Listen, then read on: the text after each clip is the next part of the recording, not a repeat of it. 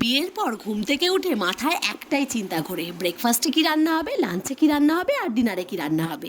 বিয়ের আগে তো মাকে হুকুম করতাম, তখন তো আর বুঝতাম না। আর এখন কর্তামশাই আমাকে হুকুম করছে। তো আজকে হুকুম হয়েছে যে চিড়ের পোলাও খাবে।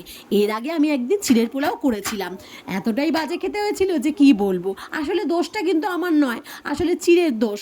আমি কিন্তু এর আগে পাতা যে চিড়েগুলো হয় সেইগুলো দিয়ে করেছিলাম, তার জন্য একদম পুরো জড়িয়ে গেছিলো, মাখা মাখা হয়ে গেছিলো, খেতে একদম ভালো হয়নি। তার জন্য কর্তামশাই আর কোনোদিন আমাকে চিড়ের পোলাও করতে বলেনি, কিন্তু ওর চিড়ের পোলাও খেতে খুবই ভালো লাগে। তো আজকে আমাকে একটুখানি বললো যে আরেকবার ট্রাই করবে চিড়ের পোলাও। আমি বললাম ঠিক আছে, করছি। তো আজকে আমি করছি হচ্ছে একদম দেখো একটু শক্ত যে চিড়েগুলো হয় সেইগুলো দিয়ে। তো দেখো সব বাড়িতে যা যা সবজি ছিল, আলু, বিনস, গাজর সমস্ত কিছু ভেজে নিয়েছি একটুখানি নুন আর হলুদ দিয়ে। বাদামগুলো ভেজে তুলে রেখে দিয়েছিলাম। তারপরে চিড়েটাকে একটুখানি ধুয়ে আমি দিয়ে দিয়েছি, দিয়ে ভালো করে নাড়াচাড়া করে নিয়েছি। আর একটুখানি ম্যাগি মশলাও দিয়েছিলাম। তারপরে নামানোর আগে একটুখানি চিনি আর একটুখানি গরম মশলা দিয়ে দিয়েছি, আর একটুখানি ঘি দিয়ে দিয়েছি।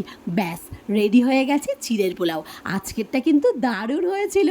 আসলে ভিডিওর চক্করেই কিন্তু ভালো হয়ে গেল, এর আগে তো ভিডিও করিনি তার জন্য। তোমরাও কিন্তু চিড়ের পোলাও করো, আর পাতা চিড়ে দিয়ে একদম করো না।